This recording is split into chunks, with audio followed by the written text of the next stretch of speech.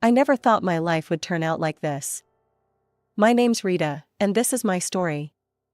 I was born to farmers, good people who taught me the value of hard work from the day I could walk. Our days started before dawn, tending to the animals and crops. Life was simple back then. I'd go to school, come home, and help around the farm. Weekends were for family time and catching up on chores. I didn't know any different, and I didn't want to. But things changed when I graduated high school. My parents, bless their hearts, wanted more for me than a life on the farm. "Rita, we've been talking," Dad said one evening as we sat around the dinner table. "Your mom and I think you should go to college." And just like that, my world expanded. I packed my bags and moved to the city, a place so different from everything I'd known that it might as well have been another planet. College was an experience. The classes were interesting enough, but it was the people that really opened my eyes. Kids from all walks of life, with dreams and ambitions I'd never even considered. And then there was Jack. I met him in my second year.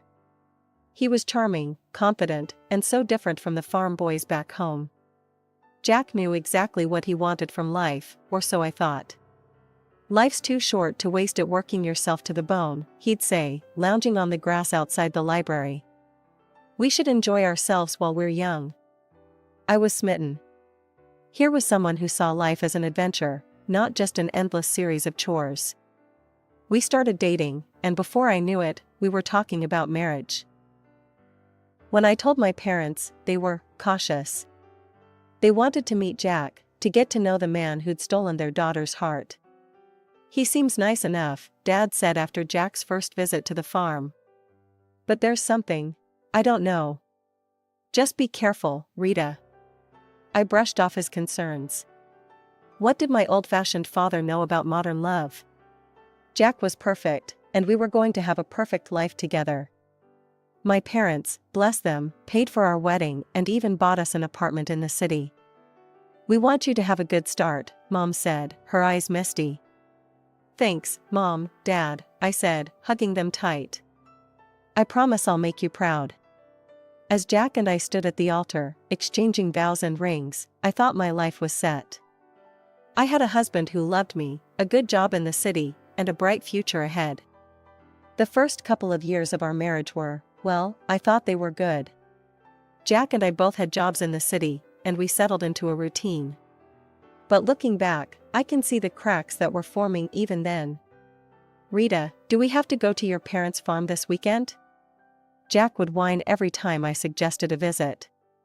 "It smells like manure, and your dad always wants me to help with something." I'd sigh and try to reason with him. "They're my family, Jack. And they've done so much for us." "Fine," he'd grumble. "But I'm not shoveling any cow crap." I brushed it off as city boy squeamishness. After all, I'd grown up with those smells and chores. But now I wonder if I should have seen it as a red flag. 2 years into our marriage, I got pregnant. I was over the moon, and my parents were ecstatic. "A grandchild," Mom squealed over the phone. "Oh, Rita, we're so happy for you." Jack's reaction was less enthusiastic. "A kid? Already? I guess that's okay." I chalked it up to nerves. Surely he'd warm up to the idea of being a father. My parents, bless their hearts, continued to support us. They bought us a car, paid for vacations. I was grateful, but Jack seemed to take it all for granted. "Of course they're helping us," he'd say. "That's what parents do." When our son, Tommy, was born, I fell in love all over again. But Jack, well, he tried, I'll give him that. But fatherhood didn't come naturally to him. "Can't you keep that kid quiet?" he'd complain when Tommy cried at night. "Some of us have to work in the morning." I'd bite my tongue and remind myself that we were both adjusting to parenthood. Life went on. We visited the farm when we could, though Jack's reluctance grew with each trip. "Your dad asked me to help fix the tractor again," he'd grouse. "I'm not a mechanic, for Christ's sake." I'd watch my dad and Jack working together, oil-stained and sweaty. Dad would be patient, explaining each step, while Jack would grimace and fumble with the tools. Then, tragedy struck. Within a year, both my parents passed away. I was devastated. "They're gone, Jack," I sobbed into his shoulder. "I can't believe they're gone." He patted my back awkwardly. "It'll be okay. At least they left us the farm." His words jolted me. The farm. My family's legacy. And all Jack could think about was what we'd inherited? In the midst of my grief, Jack dropped a bombshell. "We should sell the farm," he said one night over dinner. "We could buy a big house in the city. Live like kings." I wanted to argue, to fight for my family's legacy. But I was tired, worn down by grief and the demands of motherhood. And wasn't a wife supposed to support her husband's decisions? "Okay," I said quietly. "If you think it's best." And just like that, with a few signatures on some papers, my family's history was sold off to the highest bidder. The money went into our joint account, and Jack was like a kid in a candy store. "We're set for life, Rita," he crowed. "No more slaving away at work. We can do whatever we want." I nodded and smiled, trying to ignore the hollow feeling in my chest. This was what Jack wanted, and I was his wife. I had to support him, right? Life after selling the farm was different. The money from the sale cushioned us nicely, I'll give Jack that. We didn't have to work as hard anymore.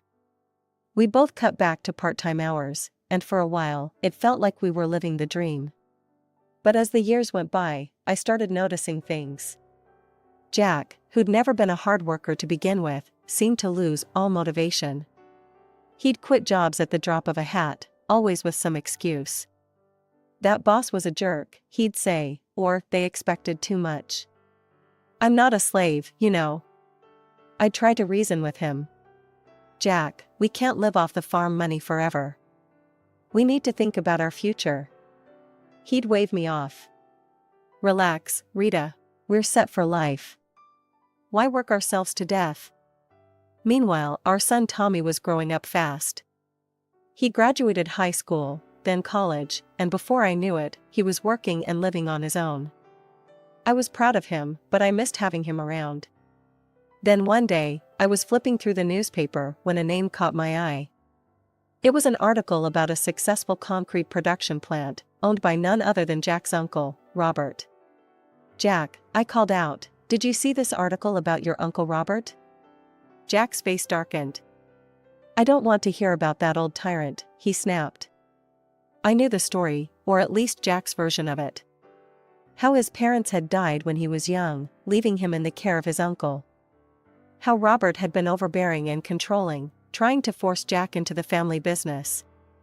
He never listened to what I wanted, Jack had told me years ago. It was always about what he thought was best. So I left. Started my own life. Looking at Jack now, lounging in his robe at 2 in the afternoon, I couldn't help but wonder if there was more to the story. Maybe it's time to make peace?" I suggested gently. "It's been years, Jack. People change." Jack's reaction was explosive. "Make peace? With that control freak? No way in hell, Rita. Drop it." I let it go, but the incident left me unsettled. There was so much anger there, so much resentment. It made me wonder what else Jack was carrying around, what other parts of himself he was hiding. It was a quiet Sunday afternoon when I overheard Jack on the phone. His voice was curt, dismissive. "I am not interested in his life and it does not concern me," he said sharply before hanging up. My curiosity got the better of me. "Who was that, honey?" Jack's face was a mask of indifference. "Hospital. My uncle's sick. If he kicks the bucket, at least I'll finally get something out of him." I stared at him, shocked. "Jack, that's a terrible thing to say." "He raised you." "Yeah, and made my life hell," he snapped. "I'm not going to see him." End of story. As I watched Jack settle back into his armchair, remote in hand, something inside me snapped. This wasn't the man I married. This wasn't the person I thought I knew. Without a word to Jack, I went to our bedroom and called Tommy. "Hey, sweetie," I said when he picked up. "How would you feel about meeting your great uncle?" Tommy was surprised, but agreed readily. An hour later, we were walking into the hospital, my heart pounding. The ICU was a maze of beeping machines and hushed voices. And there, in a bed surrounded by monitors, lay Jack's uncle Robert. He looked small and frail, nothing like the tyrannical figure Jack had described. When we introduced ourselves, his eyes filled with tears. "Rita, Tommy," he said, his voice weak but warm. "Oh, I've wanted to meet you for so long." Over the next hour, Robert told us his side of the story. How he'd taken Jack in after his parents died, raised him as his own. "I loved that boy," Robert said, his voice cracking. "I wanted him to have everything. To carry on the family business, to have a good life. But Jack, it seemed, had other ideas. He said he didn't want the responsibility," Robert continued. "Said he didn't want to work hard like I did, staying up nights worrying about the business." I felt a sinking feeling in my stomach as Robert's words painted a picture I recognized all too well. "Jack demanded I sell the business," Robert said, shaking his head. "Wanted me to set him up with a monthly allowance, an apartment, a car. Said I owed him a carefree life." I glanced at Tommy, seeing my own shock mirrored in his face.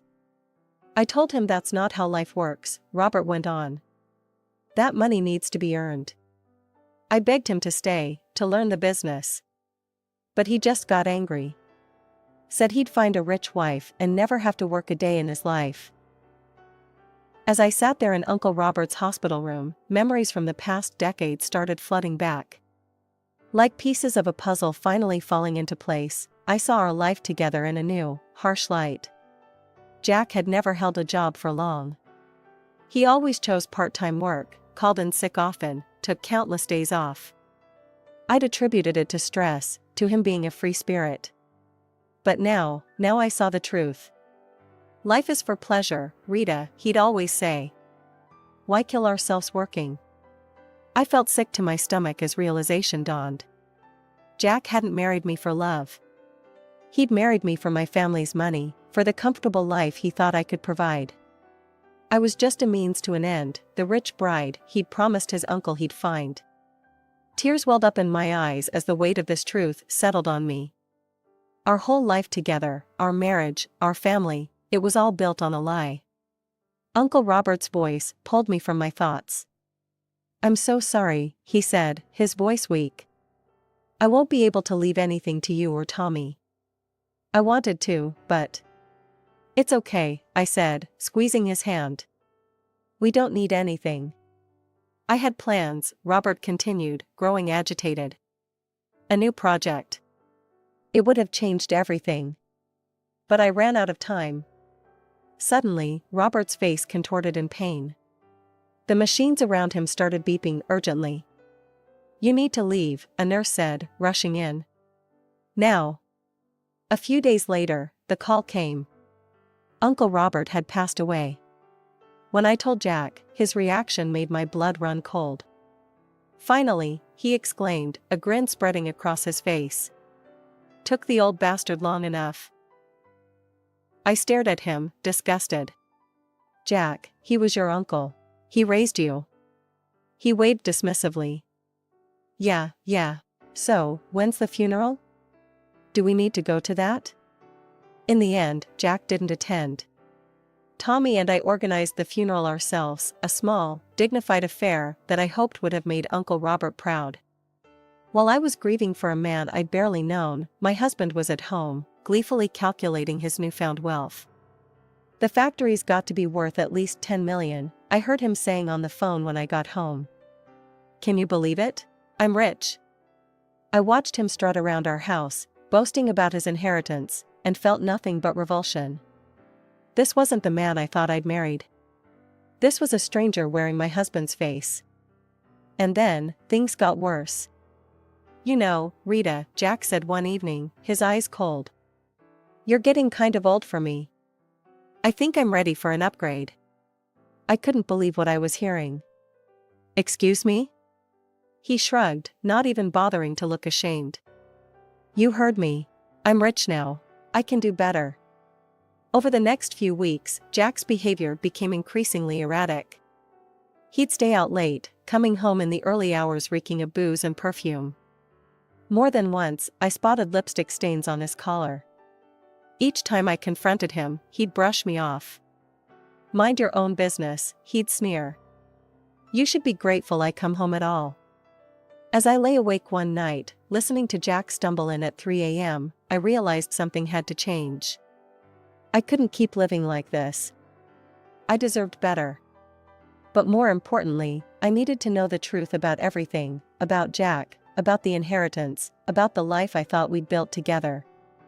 One morning, after another night of Jack stumbling in at dawn, I'd had enough. Where were you? I demanded, my voice shaking with anger and hurt. Jack sneered, his bloodshot eyes narrowing. None of your damn business, Rita. You should be grateful I come back at all. I recoiled as if I'd been slapped. Grateful? Is that what you think our marriage is? He ignored my question, instead fixing me with a calculating look. Say, how much is left from your parents' inheritance? We must have some savings, right? The sudden change of topic threw me off guard. What, Jack, we've spent it all. The accounts are empty. His face twisted into an ugly mask of disgust. Empty? You've got to be kidding me. He paced the room, muttering to himself. Then he turned back to me, his eyes cold. Well, I guess that's it then. I'm done here. Done with you. Before I could respond, the front door opened. Tommy walked in, his eyes widening as he took in the scene. Jack's demeanor changed instantly. He plastered on a fake smile and approached our son. Tommy, my boy. Just the person I wanted to see. I need you to sign something for me. He produced a document from his pocket, thrusting it at Tommy. It's just a formality. You're renouncing any claim to Uncle Robert's estate. Since there's no will, it all comes to me anyway. Tommy glanced at me, confusion clear on his face. But after my nod, he took the paper and signed it without hesitation. Jack's grin was triumphant as he snatched back the document. Then, as if a switch had been flipped, he turned back to me, all pretense gone. I want a divorce, he announced, his voice cold and flat. I never loved you, Rita. I just tolerated you for your parents' money. But now I'm rich. I don't need you anymore. The words hit me like physical blows. Even though I'd suspected, hearing it laid out so brutally. I'm moving to Uncle Robert's house, Jack continued, already pulling out a suitcase. Don't try to contact me. It's over. And just like that, he was gone. 30 years of marriage, packed away in a suitcase, and walked out the door. I stood there, frozen, trying to process what had just happened. It felt surreal, like a bad dream I couldn't wake up from. Mom? Tommy's voice was soft, concerned. Mom, are you okay? I turned to my son, my rock, and felt the dam break. Tears streamed down my face as Tommy wrapped his arms around me. It's okay, Mom, he murmured, holding me tight. We'll get through this. You're strong. You'll be okay. As I clung to my son, sobbing into his shoulder, a small part of me marveled at the man he'd become. Kind, compassionate, everything his father wasn't. And I realized something. You're the best thing he ever did, I whispered to Tommy. The only good thing to come out of this marriage. Tommy squeezed me tighter, and in that moment, I knew that no matter what happened next, I wasn't alone. I had my son, and together, we'd face whatever came our way. The weeks following Jack's departure were a blur of pain and disbelief. I tried to keep my head high, to focus on moving forward, but it wasn't easy. Especially when Jack seemed determined to flaunt his new life in my face. It started with the Facebook posts. Pictures of Uncle Robert's mansion, now Jack's new home, flooded his timeline. I tried to ignore it, to focus on healing, but then the photos changed. A young woman started appearing in them. Blonde, beautiful, barely older than our son. In one photo, Jack had his arm around her, both of them grinning at the camera. The caption made my stomach churn. Meet my fiancé, Candy. Upgrade complete. The call started almost immediately. Friends, acquaintances, even Tommy's old school teachers. All of them asking questions I didn't want to, answer. Rita, dear, is everything okay? We saw Jack's posts, what's going on? Are you and Jack really? I couldn't take it anymore. The humiliation, the constant reminders of Jack's betrayal, it was too much. So I did something I never thought I'd do. I called Jack and asked to meet, after consulting with a lawyer. The day of the meeting arrived. I waited at our old favorite cafe, divorce papers in hand. Jack swaggered in, Candy on his arm. She couldn't have been more than 25, her face caked with makeup, giggling at something Jack whispered in her ear. Well, Jack sneered, pulling out a chair for Candy. If it isn't the old ball and chain. Candy, honey, meet Rita. The starter wife. Candy gave me a pitying look that made my blood boil. But I kept my cool. I have the divorce papers here, I said, sliding them across the table. I'm not asking for much. Just the house. You can keep everything else.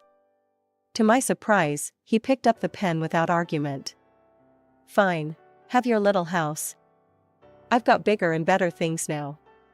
He scrawled his signature across the documents.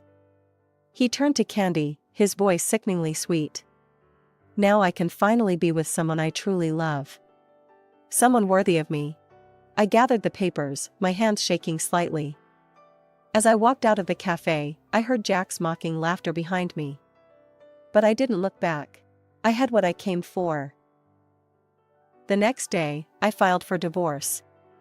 As I handed over the papers to the court clerk, I felt a weight lift off my shoulders. For the first time in months, I felt like I could breathe again. Life has a funny way of serving up justice when you least expect it.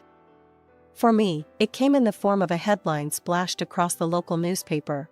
Local business tycoon's empire crumbles, nephew left with massive debt. It turned out that Uncle Robert had taken out an enormous loan just before his death, hoping to expand the business. He'd mentioned something about a new project during our hospital visit, but Tommy and I hadn't understood the implications at the time. Now it all made sense.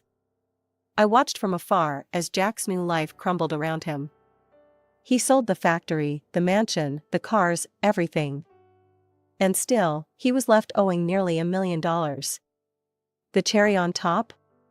His young bride, Candy, packed her bags and left the moment she realized Jack wasn't the wealthy catch she'd thought he was.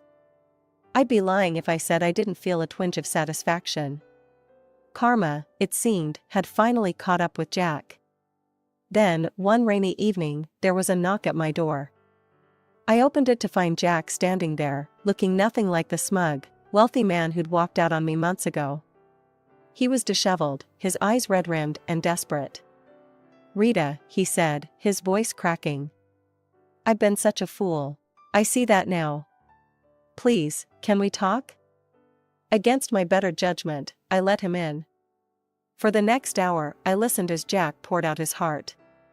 He told me how he'd lost everything, how he'd realized what truly mattered in life. I was wrong, Rita, he said, his eyes pleading. So wrong. But I see now that you were the only one who ever truly cared for me.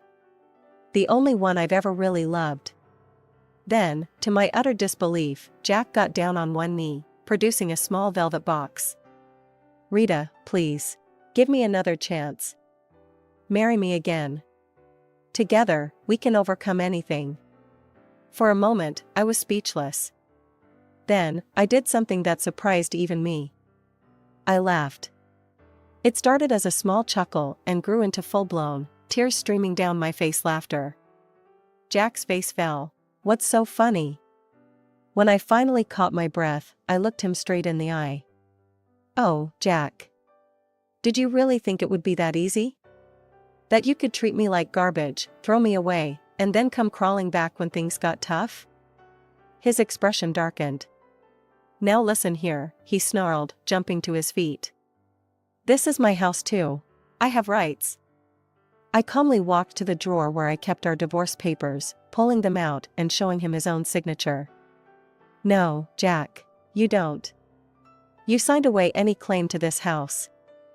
It's mine. Now get out, or I'll call the cops. For a moment, I thought he might try to argue further. But something in my expression must have told him I meant business. Without another word, he turned and stormed out, slamming the door behind him. As soon as he was gone, I called Tommy and told him everything. My wonderful son was supportive as always. You did the right thing, Mom, he said. I'm proud of you. Those words meant more to me than he could ever know. In the weeks that followed, I made some big decisions. The house, with all its memories both good and bad, felt too big for just me. So I sold it, using the money to buy a cozy apartment in a vibrant neighborhood I'd always loved. At 60, I'm finding that life is just beginning. I've started traveling, seeing all the places Jack always promised we'd visit but never did. I've taken up painting, joined a book club, even tried my hand at salsa dancing. Every now and then, I catch a glimpse of Jack around town. He looks older now, worn down by his mistakes and misfortunes. Life didn't turn out the way I expected. But you know what? I wouldn't have it any other way. Because now, for the first time in a long time, I'm truly, completely, happily me.